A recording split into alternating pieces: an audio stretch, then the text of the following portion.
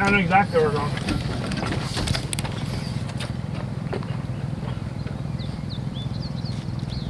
Ready to go, dude? Ready to go, dude? Ready to go, dude?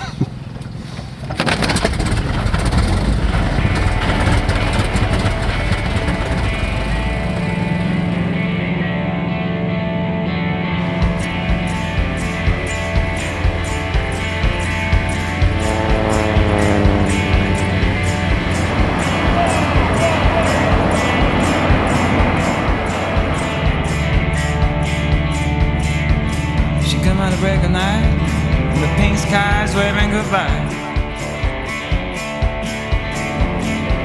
She come out of break of night, leaving no traces around. She's trying to free her reckless heart. She's trying to be as light as a breeze. A bush pilot, yeah, what is a bush pilot? Somebody that lands in the bushes, no. We do a very unique type of flying in that it is, we never land anywhere that would be considered a real runway. We land in mountaintops, on river bottoms, sandbars, beaches, anywhere basically. And it takes a different type of training for that. You have to be you fly by feeling instead of by numbers, and it takes a long time, a lot of experience. There are few people that do it very well, and we do here.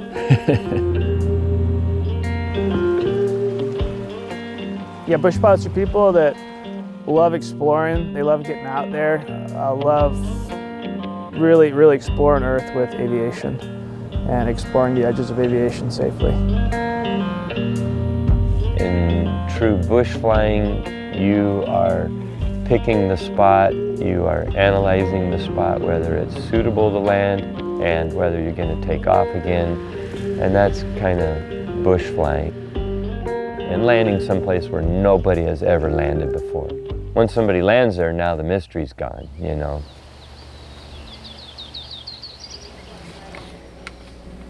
Yeah, you're filming all these right now. Go fast.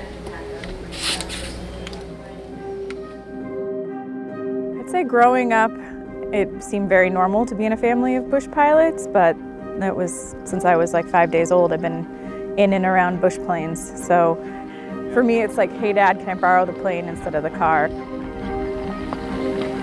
up that area today. I built some ideas for A Super Cub's an amazing device. It was built in the mid-50s, and they have not been able to make anything better. They're still doing it. There are people that do experimental type aircraft that try to compete with these airplanes, and Mr. Piper, who designed the Super Cub, did a near perfect deal. And I tell everybody that if I could only have one airplane in the entire world, from a 747 to an A-Star helicopter, it'd be a Super Cub, because they're simple, they perform amazingly well, and in a lot of the ways it's like strapping on wings and you become a bird.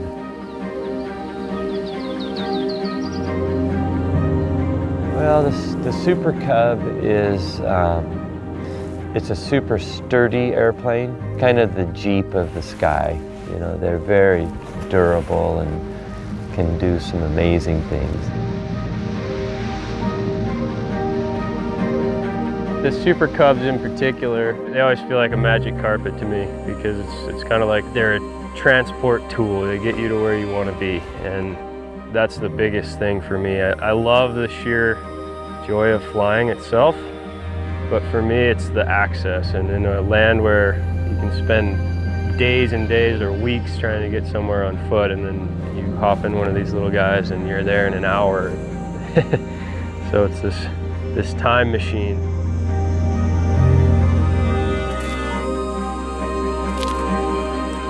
There's been modifications to the Super Cub over the years, and one of the best ones is the big tires that we use, and they actually enable us to do things that even in my dad's era we weren't able to do. Make it a lot safer, If you misjudge an area and it's a little bit rougher, or rocks are bigger than you thought they were, those tires make it a much safer operation. Where are we? We are in the heart of the Wrangell St. Elias National Park, which is the largest protected landmass on the planet. It's a spectacular place, over 13 million acres of wilderness, true wilderness. And what is true wilderness? Oh man, that's a horrible question. What is true wilderness? Well, there's not much of it left. To me, true wilderness has to be places that ideally no one's ever been, and so you're the pioneer, you're the explorer, you're the person that is seeing it for the first time, and that means it's unpredictable. You don't know for sure what's around the next corner. You don't know, what you're going to run into.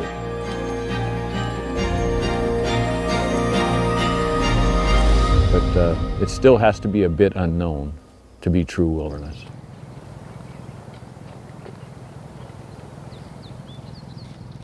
Well, this is a Glock 45 Auto for bears. The most important thing is a Snickers bar for when people get hangry on hikes. That's the Snickers bar. And skin cancer is a real killer. Everybody use sunblock. It's important. Yeah, so a big thing on safety, sunblock, Snickers, and the occasional 45 Auto. Grizzly bears. What do I love about bush flying? To me, the airplane is a tool. The airplane is a tool to get into the wilderness. I love wilderness, I love wild places, I love exploring.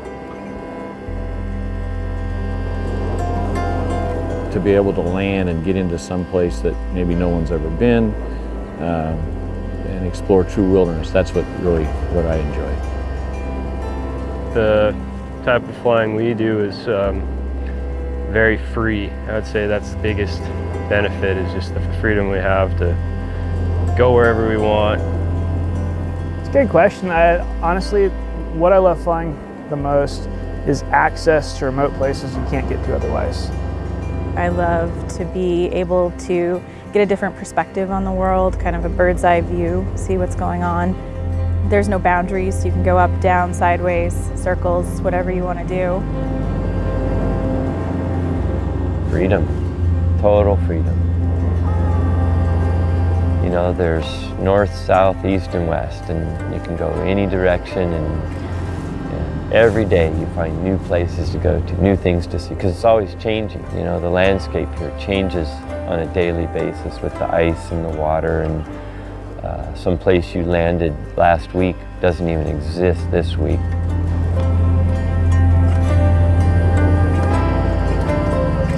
I just feel really privileged to have a job like this. A lot of people tell me that I got the best job in the world, and I agree.